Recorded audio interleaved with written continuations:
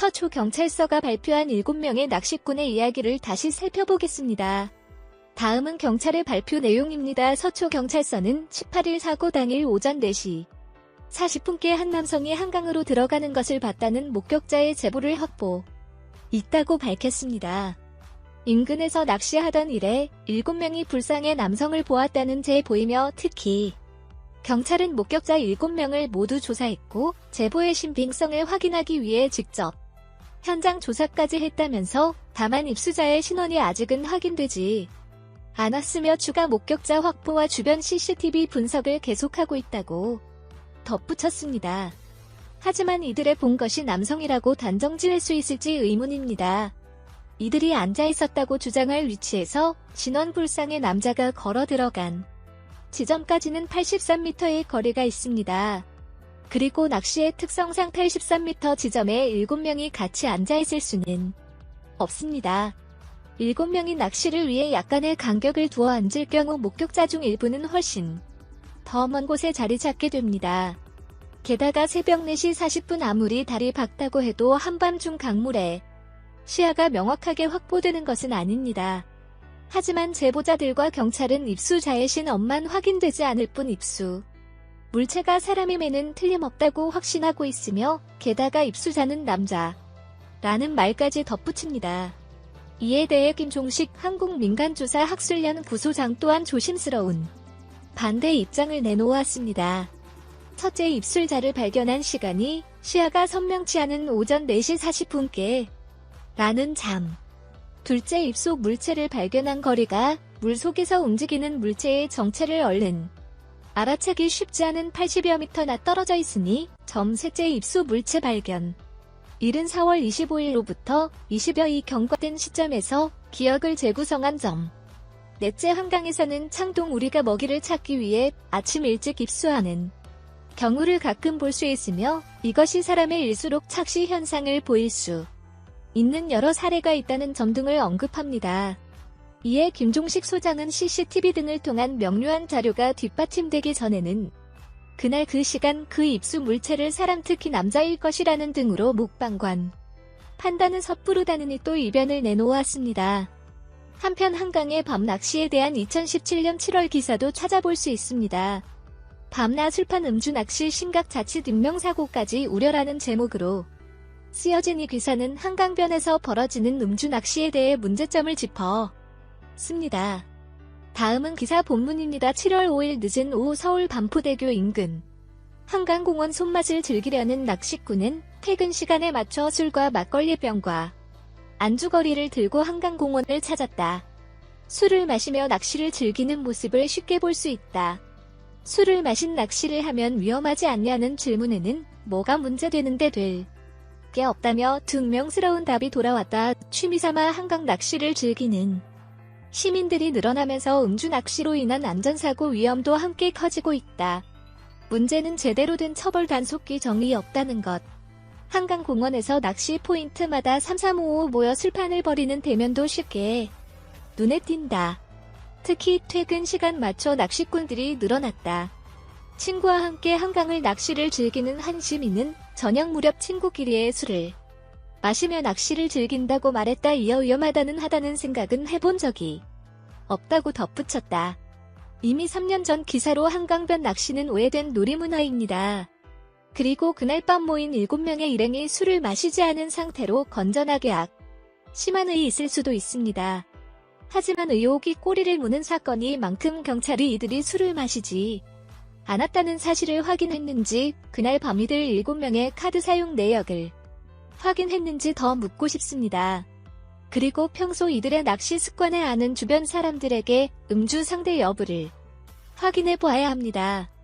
물론 어떤 사건이건 명확한 진실규명을 위해 많은 제보자가 나서주는 것은 좋은 일입니다.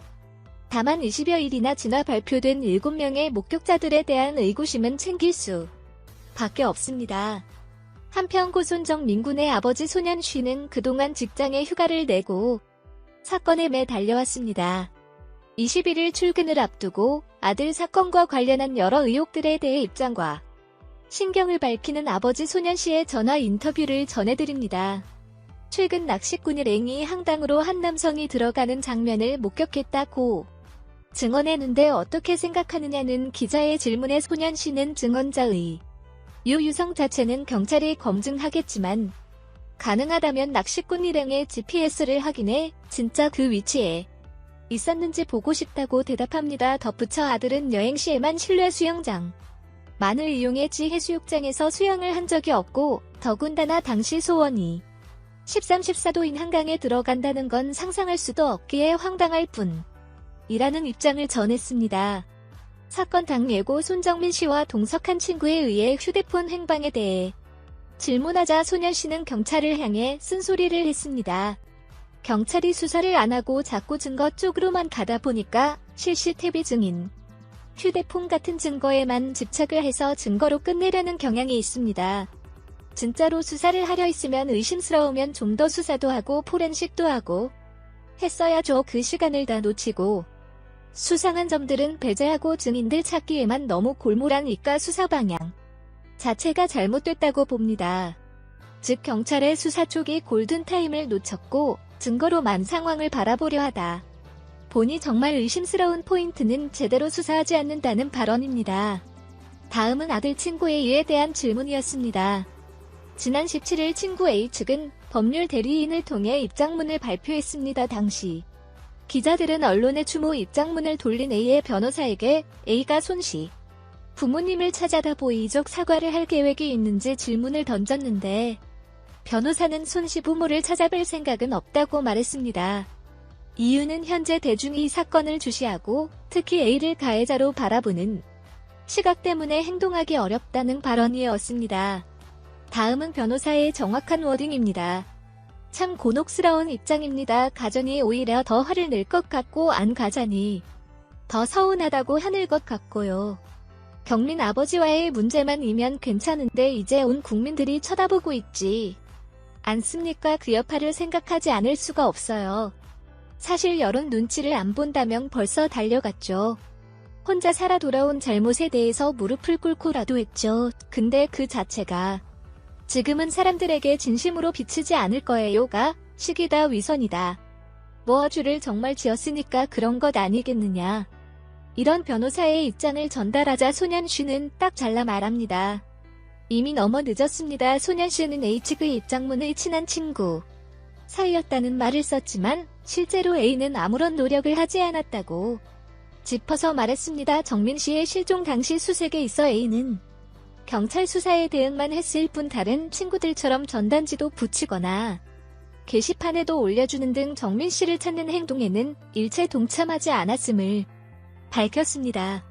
이어 기자는 사건 당일 A가 가져간 손정민씨의 휴대폰이 새벽 5시 35분께까지 데이터 통화가 사용된 기록을 소년씨 개인 블로그에 공개한 점을 언급하자 소년씨는 이렇게 답변합니다.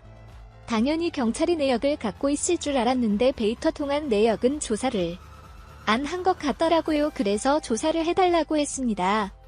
아버지는 수사 결과에 대해서는 경찰이 아무 말도 안 해주면서 언론을 통해 맨날 증인 얘기만 하고 실제로 수사 진행이 이루어져야 될 부분을 경찰이 놓치는 것 같다며 아쉬움을 토로합니다.